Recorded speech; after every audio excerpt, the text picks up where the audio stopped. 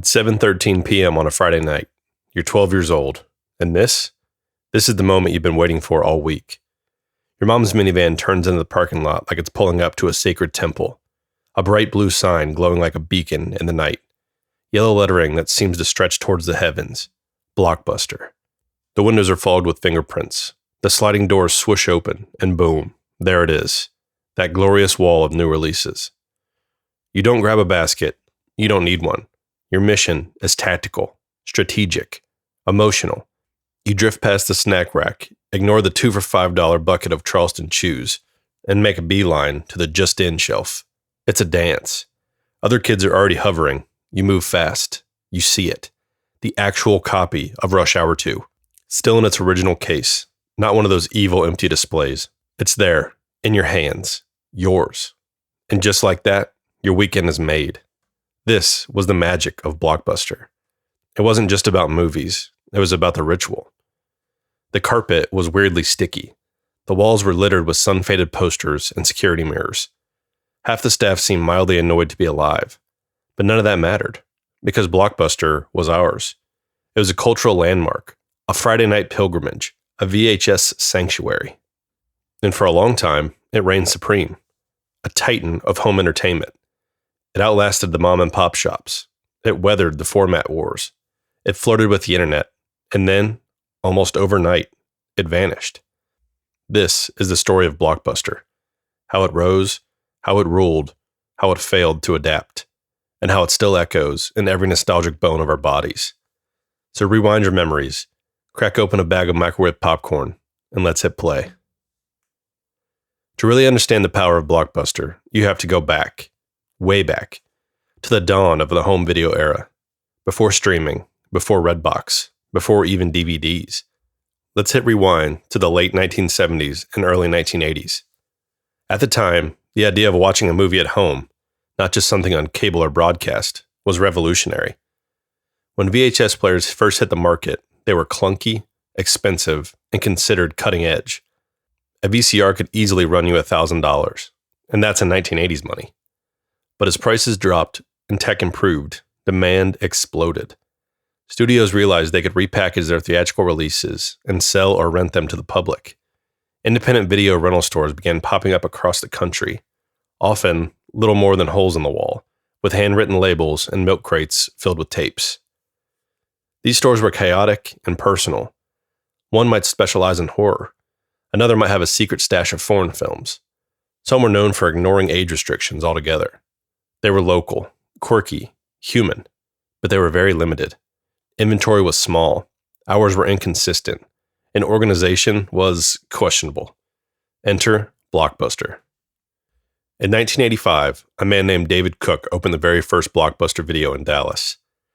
Cook wasn't a movie buff. He was a tech guy. He had experience with databases and inventory systems, and that's where his genius came in. While most video stores had maybe a few hundred tapes, Cook's store had over 8,000 titles, and they were all meticulously categorized. Think of Blockbuster as the first truly scaled video rental chain. Bright lighting, color-coded sections, standardized uniforms. It was like the McDonald's of movies. Cookie-cutter design, but efficient. You could walk into any Blockbuster in the country and know exactly where the action section was. Know that staff picks might actually be worth checking out. You knew what to expect. This wasn't just a place to go get a movie. It was an experience, a routine, a shared cultural moment. And it grew. Fast. By 1987, Blockbuster had opened nearly 20 stores. By 1989, over 1,000, and it wasn't even close to stopping. What fueled the growth was smart branding. That blue and yellow color scheme became iconic. That ticket stub logo was instantly recognizable. Kids begged their parents to take them. Parents appreciated the family-friendly image. Unlike edgier mom-and-pop shops, Blockbuster cleaned up the Wild West of video rental and made it safe, predictable. They also used a franchise model, which allowed rapid expansion. They crushed the competition. Small stores couldn't match their selection, couldn't compete with their hours, couldn't replicate their polish. Blockbuster was swallowing up the market, one strip mall at a time. For many of us, our first brush with responsibility came not from a chore chart or allowance, but from late fees. Blockbuster had an entire system designed to make you care about punctuality. Rent a movie, and you had until exactly 11:59 p.m. the next day to return it. Missed that deadline? Boom, extra charge. Hold on to it too long? It was considered a sale. And suddenly that $3.99 weekend rental turned into a $24 purchase of Kangaroo Jack. It was both infuriating and weirdly character building. Every family had that one story. The time someone forgot to return Space Jam, or when your little brother left Toy Story 2 at Grandma's house, and suddenly, your parents owed them more than the original retail price. And yet, we kept coming back. Because even with the late fees, even with the occasional tape that didn't rewind, Blockbuster felt like a slice of freedom. You could wander those aisles for hours. You could discover obscure cult films next to box office hits. You could judge a movie entirely by its cover art. There were also the games. Blockbuster didn't just rent movies. They also had full shelves dedicated to video games. N64, PlayStation, Sega Genesis, you name it. For kids who couldn't afford to buy every new release, this was the holy grail. You'd rent GoldenEye for the weekend, play it nonstop with your friends, and then mourn its return like a lost pet. And let's not forget the Blockbuster exclusive demo discs and contests. They leaned into gaming culture before it was mainstream, making them an early, if often overlooked, part of the gamer ecosystem. By the mid-1990s, Blockbuster was more than just a brand. It was a lifestyle. It had ballooned into a cultural behemoth with over 5,000 stores worldwide. It had partnerships with major studios, exclusive rental deals, and even its own award show. The Blockbuster Entertainment Awards. Yes, that's a real thing. In 1995, they even signed a 10-year deal with Viacom, giving them massive distribution power through MTV, Nickelodeon, and Paramount. Blockbuster became a fixture of suburban life. It was a punchline in sitcoms, a landmark in every town. It hired your friends. Your brother worked there in college. Your high school crush wore that blue polo and pretended not to notice you in the snack aisle. It even became a sort of pre-date ritual. You'd go pick out a movie with your crush and reluctantly agree to watch 10 Things I Hate About You over The Matrix, and then head home hoping that night would go a little longer than the credits. The physicality of it all, holding the tape, popping it into the VCR, it made the movie feel like an event. There was no autoplay, no skipping intros, no algorithms recommending you something just like what you had already watched. It was all you, your choice, your night. And for a while, it felt like nothing could touch Blockbuster. But every empire has its blind spots. Every giant has a weakness. And Blockbuster was about to be tested in the most ironic way possible, by a little red envelope in the mail. It's one of the most infamous what-if moments in modern business history. In the year 2000, a small, scrappy company named Netflix approached Blockbuster with an offer. Buy us for $50 million. Netflix, at the time, was nothing like the streaming titan we know today. It was a humble DVD by mail subscription service, founded by Reed Hastings and Mark Randolph. Their idea was simple but powerful. No late fees, unlimited rentals, and no need to leave your house. You picked movies online, and they shipped right to your mailbox. Blockbuster? They laughed Netflix out of the room. At the time, it made sense. Blockbuster had over 9,000 stores worldwide. They were putting in nearly $6 billion in revenue. Netflix was barely a blip on the radar. Why would a juggernaut bow to a mail-order experiment? Because that experiment understood something Blockbuster didn't. Netflix wasn't just offering convenience. They were building a new relationship with the customer, one based on trust, customization, and patience. No late fees. No racing back to the store at 11:58 in your pajamas. No out-of-stock heartbreak. Just a queue, your preferences, and a steady rhythm of movies arriving at your doorstep. Blockbuster had the money, the infrastructure, the customer base. They could have pivoted, but instead of seeing the future, they doubled down on the past. And that unopened door became the beginning of the end. Blockbuster tried to respond. Kind of. In 2004, they launched a subscription model similar to Netflix. DVD by mail, no late fees. It was a promising move, but it was too late. And worse, it was messy. Blockbuster's leadership was divided, with one foot still firmly planted in the brick-and-mortar model. Store managers were frustrated by corporate's mixed messages. Do we push rentals? Do we sell candy? Do we promote subscriptions? Their no late fees policy came with fine print that ended up alienating customers and leading to lawsuits. The public saw it as dishonest, and Netflix kept winning hearts with simplicity. Blockbuster also invested in another losing gamble, Blockbuster Online. They poured millions into building a digital rental platform, but they couldn't quite get it off the ground. The user experience was clunky. The brand wasn't exactly tech-forward, and most crucially, they failed to anticipate just how fast the industry was changing. Meanwhile, Netflix wasn't just mailing DVDs anymore. They were preparing to launch something radical, a full-blown, on-demand streaming platform. Blockbuster had stores, Netflix had code. And in a world that was slowly going digital, code was king. It wasn't just Netflix. Blockbuster was getting hit from all sides. Redbox, the low-cost DVD kiosk model, began sprouting up in grocery stores, pharmacies, and gas stations. Suddenly, people didn't need to drive to a full-fledged video store. They could grab a movie while picking up milk. It was fast, cheap, and automated. iTunes started letting people purchase or rent digital films with a click. No mailing, no stores, no waiting, just instant gratification. Amazon entered the video space. Hulu arrived. HBO went digital. The floodgates had been opened. As the world shifted, Blockbuster began to feel slow, outdated, heavy. Remember, Blockbuster was built around physical infrastructure, thousands of stores, tens of thousands of employees, millions of VHS and DVD copies that had to be moved, tracked, shelved, and returned. They had to worry about leases, real estate, and security. Netflix, Redbox, they didn't have any of those change. They were nimble. Blockbuster was trapped in its own success. Too big to fail, but too slow to change. By 2010, the writing was on the wall. Blockbuster filed for Chapter 11 bankruptcy in September of that year. The empire was crumbling. Stores began closing in waves.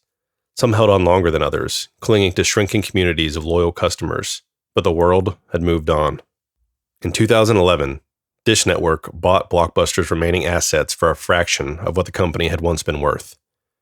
There were murmurs of revival, attempts to use the Blockbuster name as a streaming platform, a final Hail Mary. But it was too late. In just a few years, the once dominant blue and yellow empire had become a ghost town, a meme, a trivia question. By 2014, nearly all company-owned Blockbuster locations were shuttered. Franchises fell, one by one, and in a painfully poetic twist, the place that once defined movie night couldn't even rent you a movie anymore. Today, there is only one remaining Blockbuster in the world. It's in Bend, Oregon, a living museum, a nostalgic pilgrimage site, and yes, a fully operational video store. It operates more like a local indie shop now, but it wears the Blockbuster branding proudly. People fly in from across the country just to take selfies in the aisles, rent a DVD like it's 2003, and buy merch that says The Last Blockbuster. It's become a tourist attraction, a love letter, a reminder of what once was. There was even a documentary made about it in 2020, The Last Blockbuster, which only deepened the cultural fascination. It made people realize just how deeply this store chain had embedded itself in our collective memory. Blockbuster isn't just a company that failed, it's a memory that refuses to die. So here's the question. Why do we still miss Blockbuster? We live in a world where almost any movie is just a few clicks away, where we can binge entire TV shows in a weekend, where no one charges you late fees or makes you rewind the tape. In every measurable way, movie night is more convenient now than ever before. And yet, something is missing.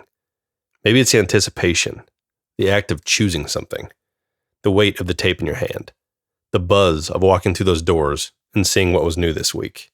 Maybe it's the togetherness, the Friday night outing, the car ride home, the family arguing over what to watch while standing under the flickering fluorescent lights. Or maybe it's just that Blockbuster was a place, a real, physical space you shared with others. A store that turned your town into a community, even if just for a few minutes. There was something sacred about it, something unstreamable. Blockbuster didn't just rent movies, it rented time.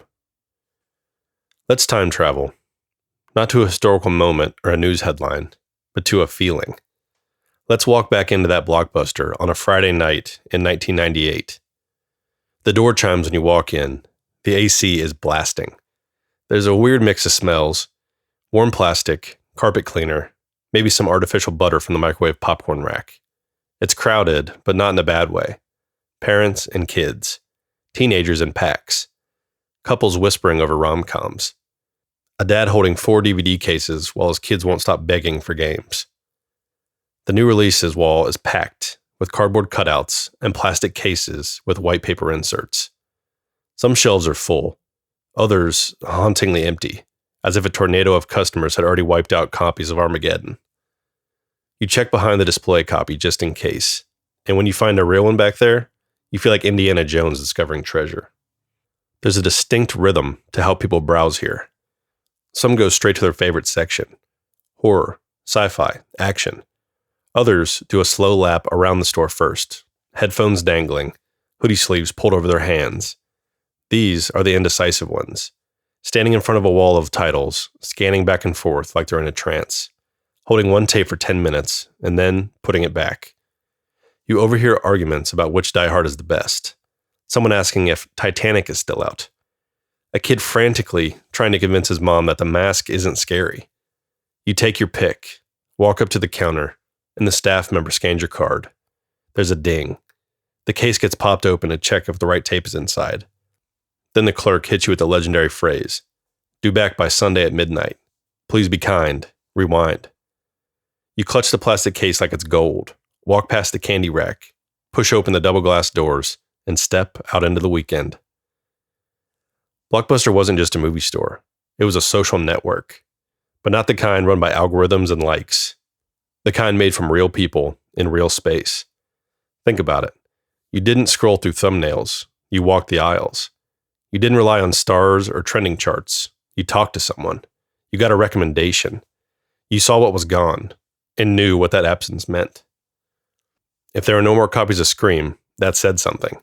It meant everyone was watching Scream. It wasn't curated by data. It was curated by demand. And Blockbuster staff? They were the original influencers. Their staff pick shelf was gospel. Their side comments, "This one's underrated," or "I wouldn't bother with the sequel," shaped your weekend. They had opinions. They had taste. They worked there. They were the ones who knew if a return had just come in, who might slip you the last copy of something from behind the counter, who made it feel like you were in the know. This was community. The accidental run-ins, the awkward silence when you and your crush both grabbed She's All That at the same time, the group of friends debating whether or not to rent The Matrix again, even though they've already seen it twice this month, the shared ritual of picking a title, heading home, and pressing play. We lost something when we lost this. Let's talk about the tactile part of Blockbuster, because that's what made it different. Streaming is effortless, too effortless maybe. You click, you scroll, you start, you stop.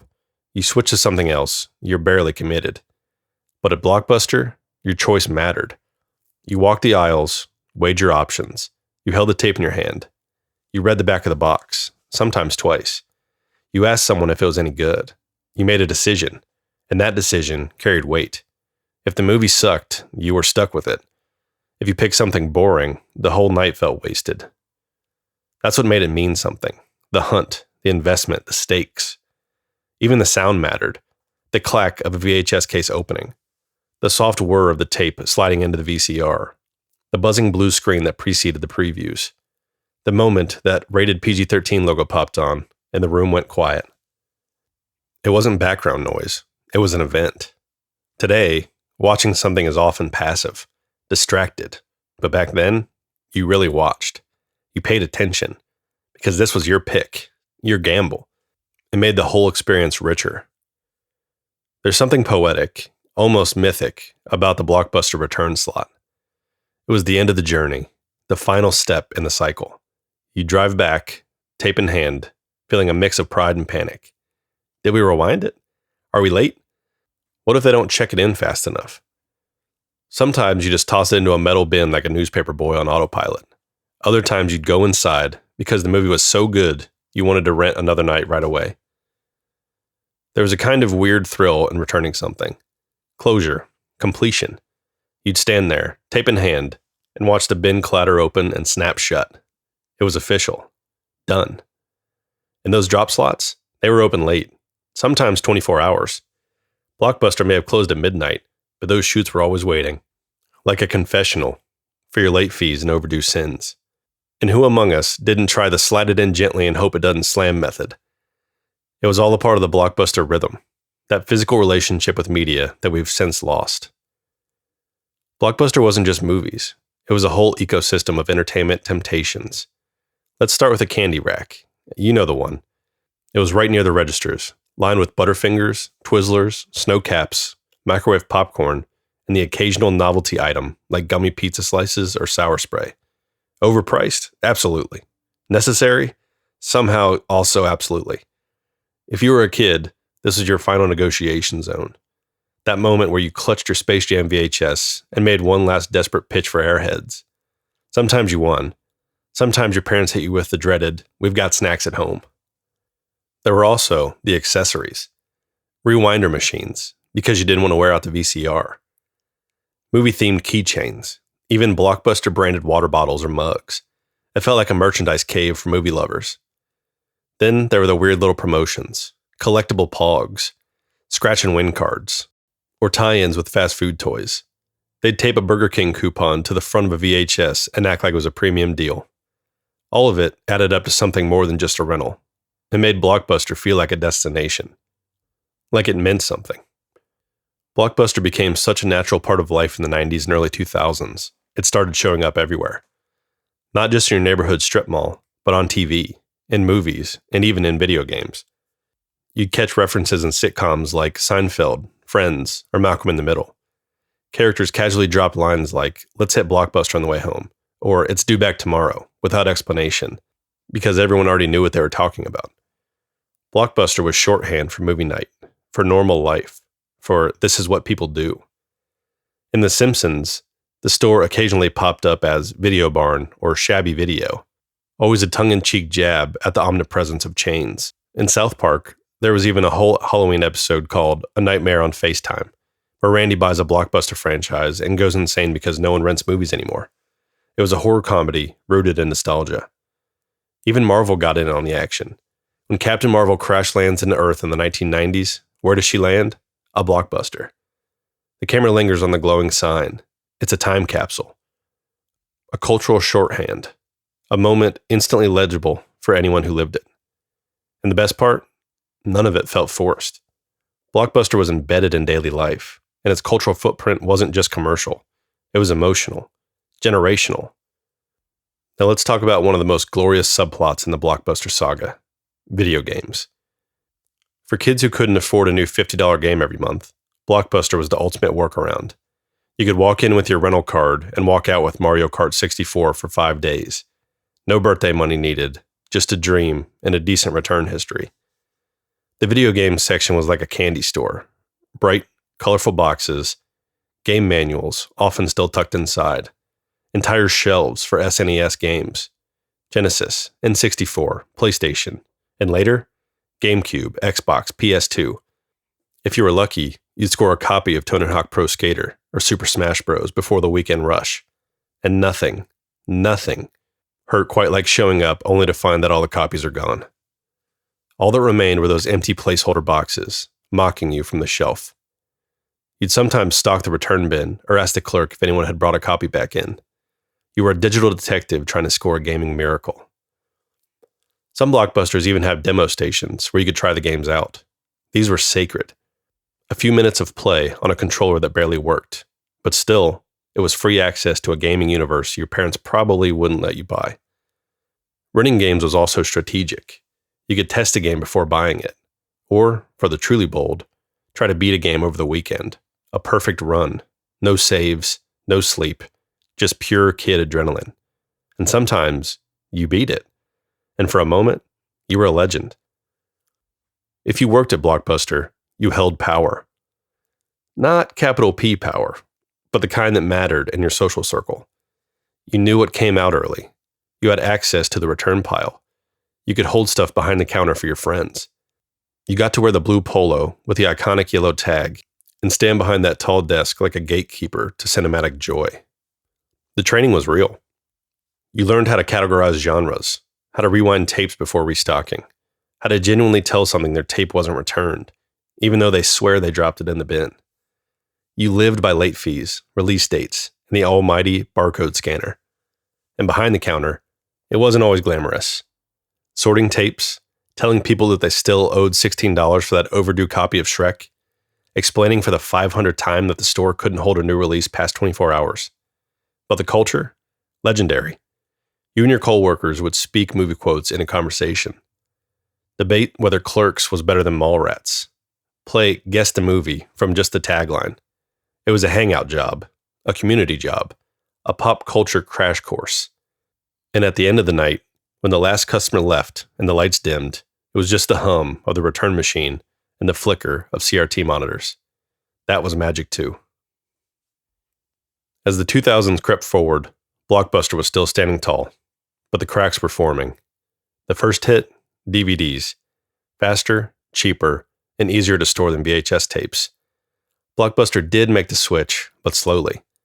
They still had walls of tapes as DVDs were taking over. And by the time Blu-rays hit shelves, they were already way behind the curve. Then came broadband internet. Suddenly, downloading movies, legally or not, became possible. BitTorrent and LimeWire started siphoning off younger audiences. Why pay a late fee when you could download a ripped copy of The Fast and the Furious overnight? Blockbuster's physical stores were starting to feel clunky, outdated, like a hassle. Meanwhile, Netflix launched streaming in 2007. Instant movies. No waiting, no driving, no rewinding. And yet, Blockbuster didn't panic. Not publicly. Not enough. They still believed people wanted the store, wanted the experience, wanted the walls of titles and staff picks in the candy aisle. But the world was shifting. We were moving away from shelves and onto servers. In Blockbuster, they were still holding onto the keys of the past. Today, the name Blockbuster doesn't just mean a movie rental chain. It means a feeling, a word soaked in nostalgia, and late fees and new releases, in group decisions and bad rom-coms, in plastic clamshells and rewind stickers. But the buildings, they're mostly gone. The signs, taken down. The blue paint faded into beige. Some became gyms. Others became mattress outlets. Let's be honest, most became Spirit Halloween stores. The architecture still whispers what they once were, if you know how to look. And yet, the spirit of Blockbuster lives on. You see it in the rows of Netflix thumbnails, in the new to you sections, in streaming services trying to feel like browsing. You see it in the surge of retro culture. People buying VHS tapes again, collecting old Blockbuster cases, making art from membership cards. You see it in us, in our stories, in the way we talk about Friday nights like sacred rituals, and how we remember the glow of the sign, the feel of the plastic case, the race to get the last copy before someone else grabbed it. Blockbuster may be gone, but its ghost lives everywhere. Why does Blockbuster still make us feel something? It wasn't luxurious. It wasn't fast. It really wasn't even that convenient. And yet, for an entire generation, it wasn't just a thing we did. It was how we did things. We romanticized Blockbuster, not because of the rentals, but because of the rituals that surrounded them. It was the car ride, the group vote, the hunt for the last copy, the fake debates over whether to go with something new or just rent Happy Gilmore again. It was the thrill of possibility that maybe, just maybe, your pick would become someone's new favorite movie. There was accountability in those plastic cases, responsibility in rewinding, a sense of time and place in those due dates. Blockbuster gave shape to our weekends. It was the background to birthday sleepovers, the core of date nights, the motivator behind getting your chores done early on Saturday. And more than anything, it was shared. The whole family packed into the van, a group of friends walking through the aisles, razzing each other's picks, teenagers sneaking R-rated titles into the stack and praying the clerk didn't notice. That feeling of standing under the buzzing lights, surrounded by options, and thinking, this is what freedom feels like. We didn't just rent movies. We built memories. The rise of streaming didn't just kill Blockbuster. It changed us. Now, we have access to almost everything. But somehow, it doesn't hit the same. There's so much content. We scroll more than we watch. We start movies we never finish. We spend 20 minutes deciding whether or not we've seen something a dozen times already. Choice has become overwhelming. Infinite access has made things feel disposable. And there's no longer a shared moment. No community consensus on what should we get this week. No last copy to fight for. No trip to the store. No clerk to chat with. Just silence. You, a screen, an algorithm trying to think for you. And yeah, it's efficient. It's convenient. But it's also lonely. Blockbuster wasn't just a store. It was an event. A checkpoint in our social lives. A lighthouse for movie lovers. Now, we live in a digital void where everything is available, but nothing feels special. So what do we do with all this nostalgia? We can't bring Blockbuster back. Not really. The economics don't work. The tech has changed. The culture shifted. But maybe we don't need to bring it back. Maybe we just need to ask what it really was giving us. And what do we do to bring that into our lives now? Maybe it's movie nights where we pick one thing and actually watch it.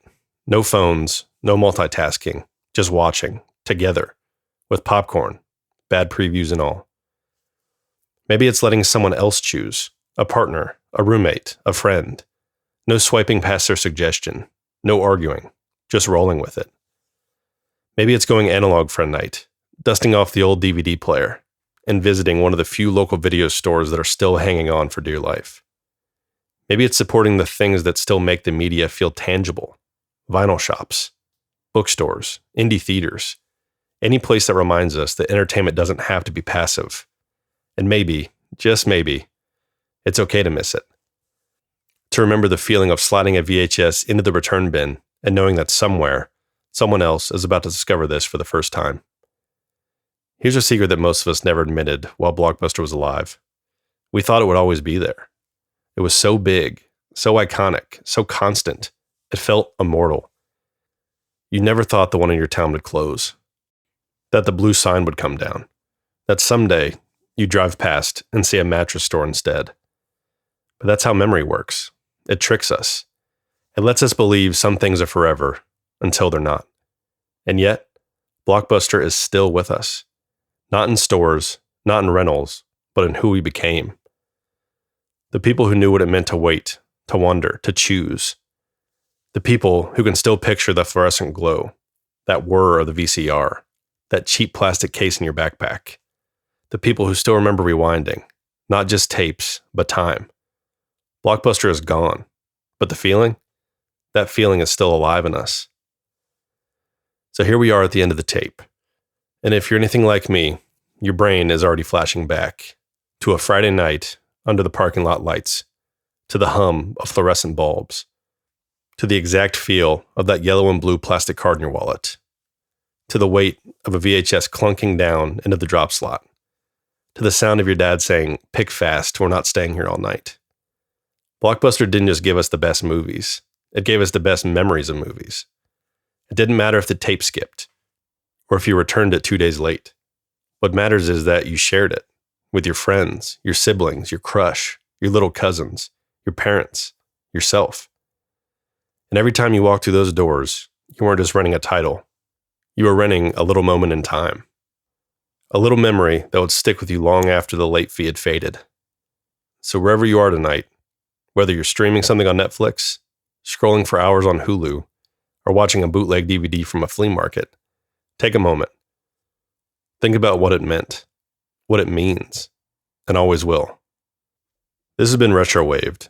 Please be sure to subscribe, comment, and follow us on TikTok. And always remember, please be kind. Rewind.